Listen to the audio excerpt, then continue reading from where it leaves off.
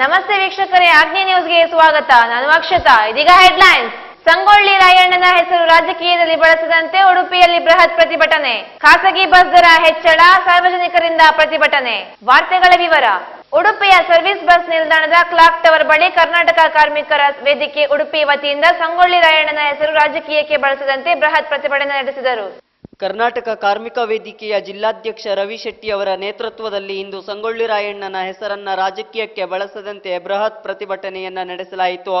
ಈ ಸಂದರ್ಭದಲ್ಲಿ ರಾಷ್ಟ್ರೀಯ ಪಕ್ಷದ ಮುಖಂಡರು ರಾಜಕೀಯ ಲಾಭಕ್ಕಾಗಿ ದೇಶ ಕಂಡ ಅಪ್ರತಿಮ ದೇಶಭಕ್ತ ಸ್ವತಂತ್ರ ಸೇನಾನಿ ಸಂಗೊಳ್ಳಿ ರಾಯಣ್ಣನ ಹೆಸರನ್ನ ರಾಜಕೀಯದಲ್ಲಿ ಬಳಸಬಾರದೆಂದು ಖಂಡಿಸಿ ಕರ್ನಾಟಕ ಕಾರ್ಮಿಕ ವೇದಿಕೆ ಪ್ರತಿಭಟನೆಯನ್ನ ನಡೆಸಿತು.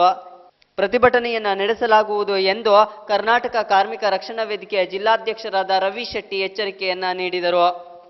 ಕಾರ್ಕಳ ಉಡುಪಿ ಬಸ್ ಮಾಲೀಕರಿಂದ ಹಗಲು ದರೋಡೆ ಮತ್ತು ಸಾರಿಗೆ ಇಲಾಖೆಯ ನಿರ್ಲಕ್ಷ್ಯದ ವಿರುದ್ಧ ಉಡುಪಿ ತಾಲೂಕಿನ ಬೊಮ್ಮರಬೆಟ್ಟು, ಕಣಂಜಾರು ಮತ್ತು ಪುದಿ ಗ್ರಾಮಸ್ಥರು ಕಾರ್ಕಳದ ಗುಡ್ಡೆ ಅಂಗಡಿಯ ಬಳಿ ಸಾಂಕೇತಿಕ ರಸ್ತೆ ತಡೆ ಮಾಡುವುದರ ಮೂಲಕ ಪ್ರತಿಭಟನೆಯನ್ನ ನಡೆಸಿದರು. ಇತ್ತೀಚಿನ ದಿನಗಳಲ್ಲಿ ಖಾಸಗಿ ಬಸ್ ಮಾಲೀಕರ ಸಕಾರಣವಿಲ್ಲದೆ ಏಕಾಏಕಿ ಬಸ್ ದರಗಳನ್ನು ಏರಿಸುತ್ತಿರುವುದರಿಂದಾಗಿ ಸಾರ್ವಜನಿಕರಿಗೆ ತೀವ್ರತರವಾದ ತೊಂದರೆಯಾಗುತ್ತಿದೆ. ಇದರ ಕುರಿತು ಉಡುಪಿ ತಾಲೂಕಿನ ಗುಡ್ಡೆ ಅಂಗಡಿಯ ಜೋಡುಕಟ್ಟೆ ಬಳಿ ಸಾರ್ವಜನಿಕರು ಸಾಂಕೇತಿಕ ರಸ್ತೆ ತಡೆ ನಡೆಸುವ ಮೂಲಕ ಪ್ರತಿಭಟಿಸಿದರು. ಇದಿಷ್ಟು ಈ ಹೊತ್ತಿನ ಪ್ರಮುಖ ಸುದ್ದಿ.